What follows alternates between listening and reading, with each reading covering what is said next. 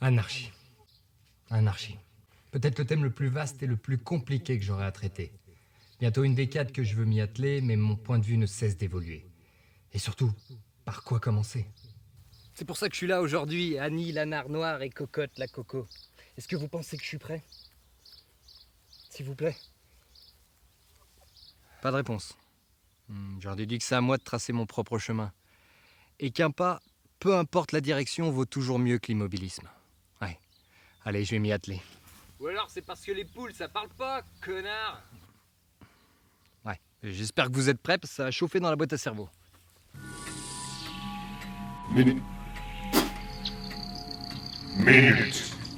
Papillon. Minute papillon! L'anarchie, c'est tellement dur à correctement définir. Déjà rien que niveau vocabulaire, il y a un problème. Apprends un dictionnaire. Un dictionnaire. Bon alors, anarchie, définition 1, désordre résultant d'une absence ou d'une carence d'autorité. Définition 2, confusion due à l'absence de règles ou d'ordre précis. C'est tout? Bah alors si j'ai bien compris, l'anarchie c'est un petit peu ça. Et un, deux, trois, slip.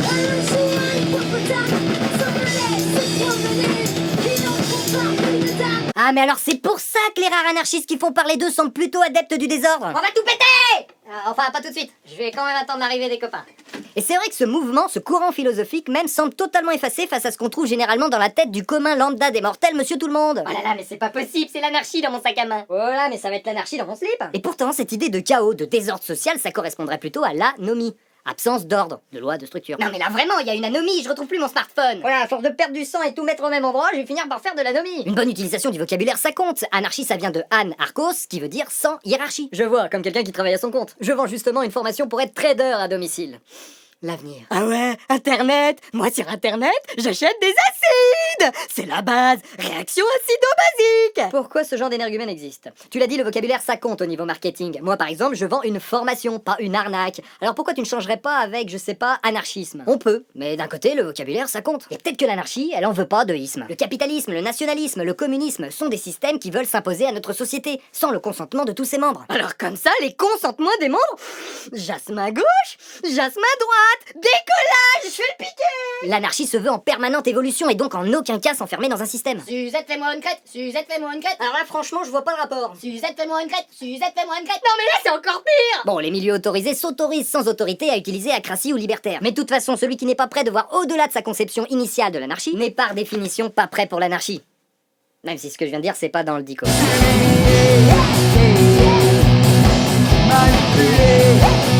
Tout ça pour dire que pour les anarchistes, l'ordre naît de la liberté. Ce sont les pouvoirs qui engendrent le désordre. Une bonne définition de l'anarchie serait donc plutôt l'ordre sans le pouvoir. Ouais, de toute façon, c'est tout pareil. Anarchisme, communisme, c'est l'extrême gauche. Oui, tout deux découle des premières revendications sociales du 19e siècle. Mais pourtant, ça n'a rien à voir. Le communiste veut le bonheur pour tous, alors que l'anarchiste vise le bonheur pour chacun. Mais c'est pareil. Piqué. Oh, copain, Gérard Piqué. Oui, c'est vrai qu'au niveau des aspirations, c'est kiff-kiff, hein. Mais les moyens mis en œuvre divergent. Et divergent, c'est beaucoup. Hein. Mais bon, ça passe. Ouais, grave, déjà qu'avec une, j'ai plus beaucoup de sang dans la tête, ça devient chaud de réfléchir. Mais alors, avec 10, les communistes veulent renverser le pouvoir, mais s'en servir par le biais de l'État pour accroître les égalités.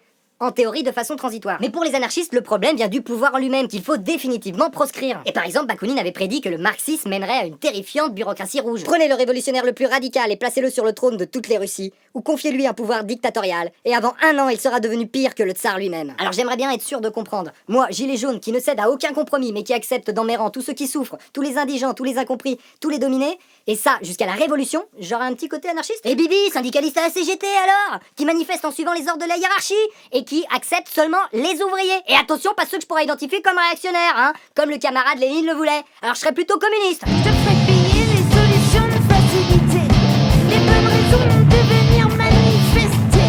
Je te ferai payer l'eau à la bouche enflammée, je te ferai payer. 2 petites secondes, le QG. Allô, Charlotte Tanguy? Quoi? Ils ont accepté 1/10 de nos revendications? Et ils ont donné un gros bifton à notre responsable syndicat?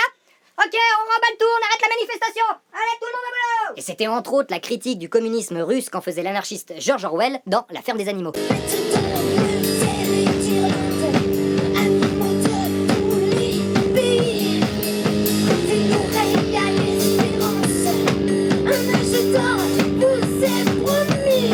Ah bon? Mais c'est pas un livre plaidoirie en faveur de l'animalisme? Non, surtout que le déroulement de l'histoire serait pas du tout en cette faveur. Mais alors quand je cite Orwell pour la cause animale et que je dis tous les animaux sont égaux mais certains sont plus égaux que d'autres, c'est sorti de son contexte. Mais ouais. Donc peut-être que j'aurais dû lire le livre avant de le mettre en biographie Twitter, à côté d'antispécistes, animalistes et vegan sans gluten. Mais ouais. Oh tant pis, hein, la plupart de ceux qui vont la lire auront pas lu le livre. Ah ouais. La fin justifie les moyens. Ouais, mais par contre, la fin ne justifie pas le végétarien qui ose manger des œufs. Idéologie. D'un point de vue idéologique, on pourrait identifier une petite différence pourtant cruciale. Les communistes placent au-dessus de tout l'égalité, là où les anarchistes placent la liberté. Malheureusement, les régimes communistes nous l'ont montré, l'égalité, ça garantit pas la liberté.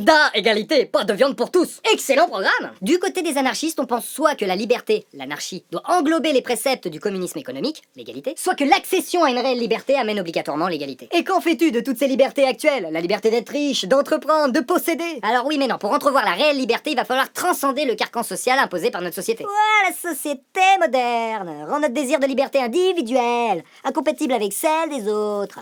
Man. Exactement. Dommage que ça rime pas. Hein? J'ai parlé haute voix? Qu'est-ce que je fais là, man?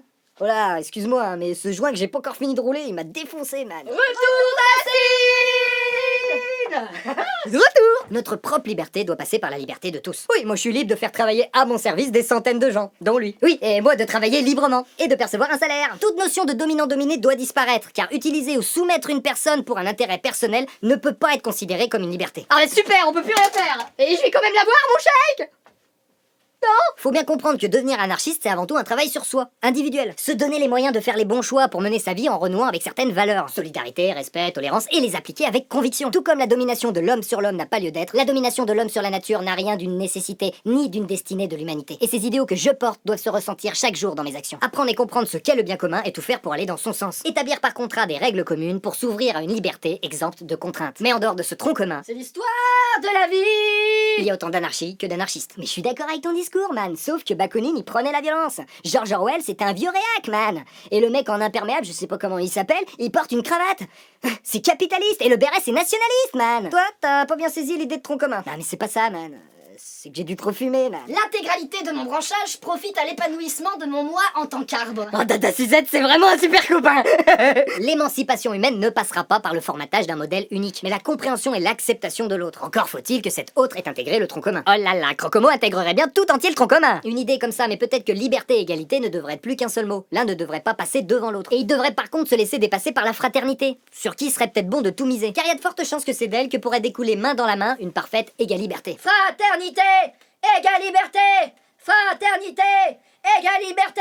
Bizarrement, l'anarchie semble être la grande oubliée de l'histoire. Elle a pourtant créé les plus grands bouleversements sociaux du 19e siècle jusqu'à la Révolution d'Espagne de 1936. Mais voilà, la Seconde Guerre mondiale a écrasé sa mémoire, préférant nous donner comme unique alternative à l'État-pouvoir capitaliste un État-pouvoir communiste. C'est vrai que c'est un super méchant qu'on a trouvé, le communiste, il mérite un Oscar. Cela a grandement facilité les choses pour exempter toute remise en question du pouvoir en lui-même. Faut dire aussi qu'en gentil, on a été bon, hein. Un jour faudra nous remettre un prix. Non, pas celui-là, pas celui-là. Exemple, combien ont entendu parler de la Commune de Paris? Là où des anarchistes ont donné pendant plus de 2 mois avec 73 ans d'avance le droit de vote aux femmes. Là où on a séparé en avance aussi l'église de l'État. Là où on a nourri les pauvres, soigné les malades, éduqué les illettrés. Le tout sans gouvernement, sans pouvoir, en totale autogestion. Avant d'être massacré par un président qui était pas la moitié d'un con. Non, juste un tiers, Adolphe avant l'heure, qui a préféré négocier avec les Allemands, avec qui on était un petit peu en guerre, un tout petit peu, plutôt que de laisser une ville exprimer son envie de liberté. Alors on n'a pas bien fait, hein? Aujourd'hui la capitale est à la pointe de la mondialisation. Cette machine a concentré les richesses et le pouvoir en haut de l'échelle sociale. Je te souhaite briller, même la lumière. Je te souhaite briller,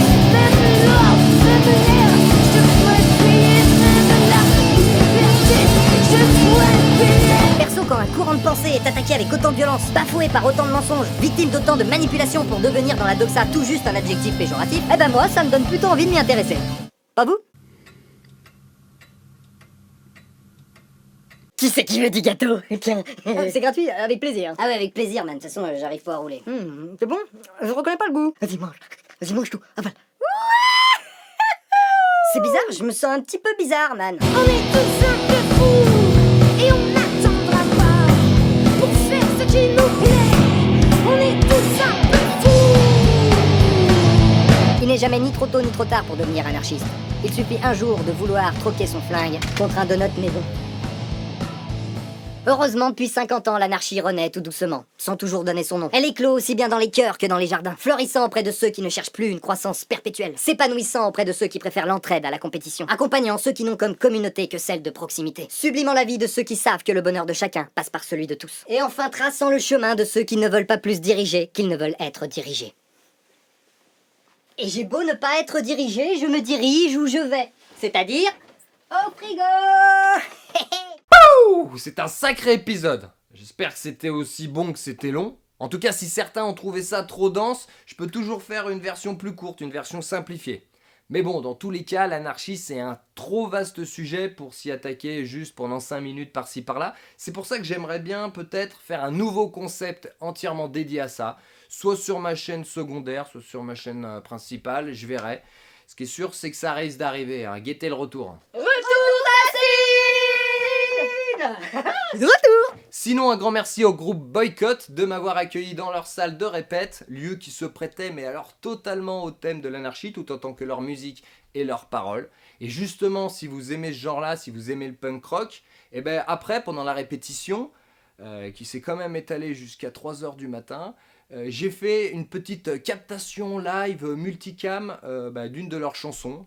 Je vous mets le lien à la fin et je vous conseille aussi d'aller voir sur leur YouTube leurs autres musiques. Échange de compétences, entraide, tout ça, hein, si t'as suivi un petit peu, c'est l'anarchie, hein, sans le désordre quoi. Mais peut-être que vous en avez marre d'écouter de la musique tout seul derrière votre ordinateur, non ? Eh ben faut venir au Charançon, festival de musique qu'on organise avec des potes depuis maintenant 5 ans. Et ouais, c'est la 5e, c'est dans le Beaujolais. Le Beaujolais c'est dans le Rhône, à Dracé plus précisément, et c'est les 28 juin et 29 juin. C'est très bientôt. Et ouais, et de comme par hasard, mais alors là c'est une coïncidence folle, eh ben il y a les boycotts. Et ouais mon pote. Mais si t'aimes pas le punk rock, c'est pas grave parce que c'est très éclectique. Il y a aussi du ska rock avec Take Paf, du blues rock folk avec JP Jepar et même du metal avec Gnosis Forenzo.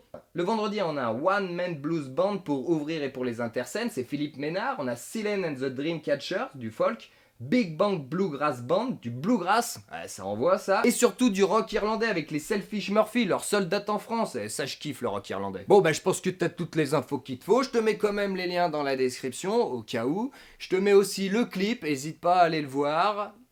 Si tu veux t'abonner, hein, si l'anarchie te plaît, t'as envie d'en savoir plus, ça risque d'arriver prochainement. Et je te tiendrai au courant par le biais de cette page, ça c'est sûr. Ensuite, qu'est-ce que je te mets d'autre ? Le lien Tipeee. Ouais, si jamais tu veux me soutenir, hein, c'est pas obligatoire, mais faut le savoir quand même. Une vidéo comme celle-ci, ça me coûte plus cher que ça me rapporte. Si on parle que d'argent, parce que dès qu'on parle de plaisir, là évidemment, je suis quand même plutôt gagnant. Et ben voilà, sur ce, je vous dis qu'on est tous un peu fous et on n'attendra pas. Pour faire ce qui nous plaît, on est tous un peu